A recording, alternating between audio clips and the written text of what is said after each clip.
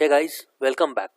So till now we have covered the fundamentals of a linked list, whereby we saw what is a linked list, why do we need to learn it, what are the types of linked list, which type is used in which case. Then we also saw how is a linked list stored in memory. I hope all these concepts are clear. Now with this video we'll start the next subtopic, that is what are the common operations that can be performed on a linked list. So basically there are 6 operations that can be performed, that is creation of a linked list, insertion of a node in a linked list, traversal of a linked list, searching for a given value in linked list, deletion of a node from a linked list, and finally deletion of the entire linked list. Now all these 6 operations that we see here is applicable to all the 4 types of linked list that we have learned till now. So we'll go through all of these operations one by one on each type of a linked list. So let's get started. So first we'll start with the first type of linked list, that is single linked list. So when we want to create a single linked list, there are few steps involved in it. Step number 1 is we create a blank head reference, then we create a blank tail reference and initialize both of them with null. Now if you remember, the head always points to the first node in the list and tail always points to the last node in the list.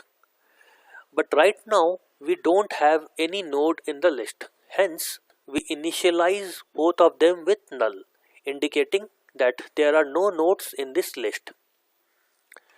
Now step number 2 is we create a blank node. So let's say this is node 1 that we have created. Once the node is created, we initialize the reference part of it again with a null value, indicating that it does not points to any other node. Next, we need to initialize the data part of it. So let's store number 10. So this is step number 2. Now let's say this is stored in memory at 001. Now the third step is we have to link the head and tail with this node. So all that we have to do is we have to store the address of this node in head. So we put 001 here. That will create a link between head and node 1. Now since this node 1 is the first as well as the last node in this list, tail also needs to point to this node. So again we have to insert 001 over here, and this will create a link between tail and node 1. So we saw that there are 3 steps involved in a single linked list creation. Step 1 was we created a blank head and tail, initialized both of them with null.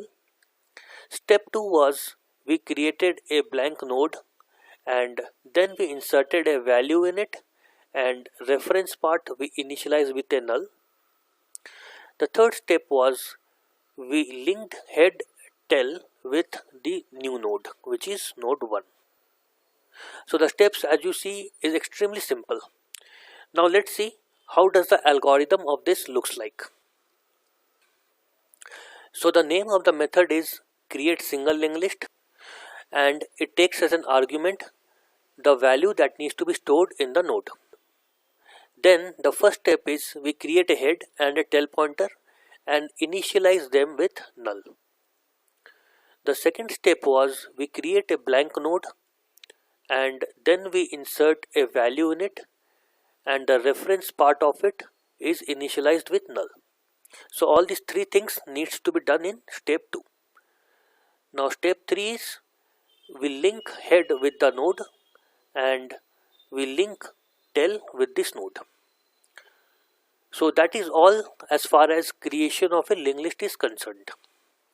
Now let's see what is the time and space complexity of doing this operation. So creation of a head and tail pointer is a constant time operation, hence it is order 1 time. Creation of a blank node is a constant time operation. Inserting a value is a constant time operation.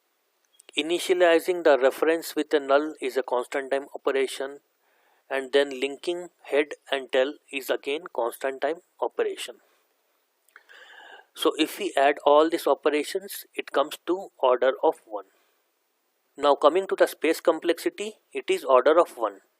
And the reason is, all that we are doing is, we are creating a head and tail pointer and a blank node. So they are constant complexity.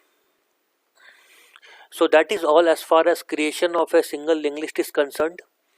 In the next video, let's talk about what are the different scenarios when it comes to insertion of a node in a single linked list. So that's all for this video. Thanks for your time. See you in the next video.